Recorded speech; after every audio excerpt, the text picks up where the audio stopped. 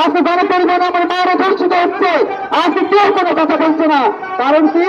কারণ সবাই সবাই ধান্দাবাজিতে ব্যস্ত, সবাই একদম তত্ত্ব বাটক।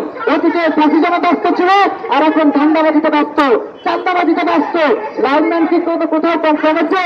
এই যে পল্টন থেকে আপনি নয়া পল্টন পৌঁছে যান, লাইনম্যান কি নাই? চাঁদা কি ওঠায় না? মতিঝিলিকে চাঁদা উঠাচ্ছে না? আমাদের গণপরিবহন থেকে চাঁদা উঠাচ্ছে না? লঞ্চ থেকে চাঁদা উঠাচ্ছে না?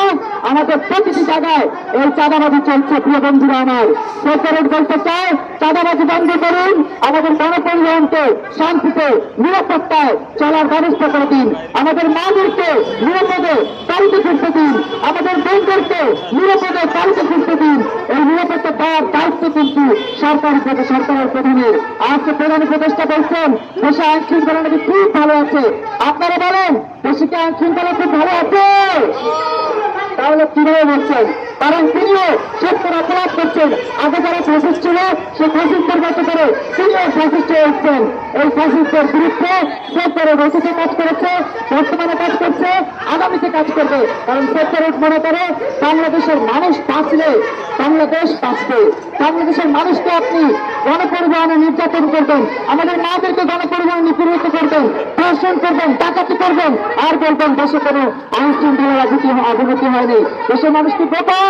কোনোভাবেই দেশের মানুষ বোকা নয়। যদি বোকা হতো 5ই আগস্ট এমন প্রথম বিশ্বের বুকে একমাত্র উদাহরণ, যে 5ই আগস্টে যে উদাহরণ তৈরি করেছে বাংলাদেশের মানুষ। বাংলাদেশের মানুষকে বোকা ভাবতেন না প্রধান উপদেষ্টা, বাংলাদেশকে বোকা ভাবতেন না সড়ক যোগাযোগ উপদেষ্টা, বাংলাদেশকে বোকা ভাবতেন না তথ্য উপদেষ্টা। আপনি যে বাংলাদেশকে খাদের কিনারে নিয়ে যাচ্ছেন, প্রধান উপদেষ্টা উদ্দেশ্যে বলতে চাই, আপনি কি আপনারা ভেবেছেন আপনি যে পিপিএনের প্রক্রিয়া তৈরি করেছিলেন, বাংলাদেশের আলম সমাজ আপনার পিপিএনের বিরুদ্ধে কথা বলেছে, আপনাকে সুৎকর বলেছে, আজকে তারা আপনার কাছে কথা বলছে। কারণ কি? তাদের একটা অংশ আপনার কাছ থেকে কিছু মালপানি খেতে চায়, কোনো মন্ত্রণালয়ে বসতে চায়, কোনো সচিবালয়ে বসতে চায়। আমরা দক্ষিণ সুবিধা পরিষদে একজন প্রশাসক নিয়োগ করেছি। এই প্রশাসনকে বসেছে, তিনি তো আমাদের পরিবহনকে শান্তিতে নিরাপত্তায় চলার ব্যবস্থা করে দিতে পেরেছেন, শিক্ষা থেকে মুক্ত করতে পেরেছেন? পারেননি।